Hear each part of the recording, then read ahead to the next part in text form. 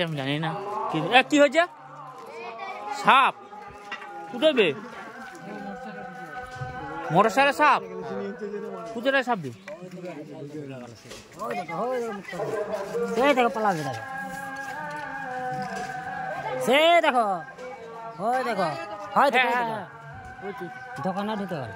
মান নাবে কি সাপ বে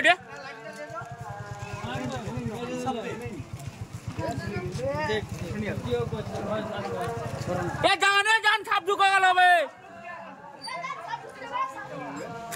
সাপ ঢুকতে হবে ঢুকে গেছে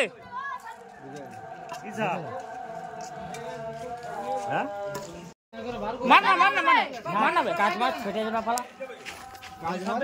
হেলে সব লাগছে ঢুকিয়ে যাবে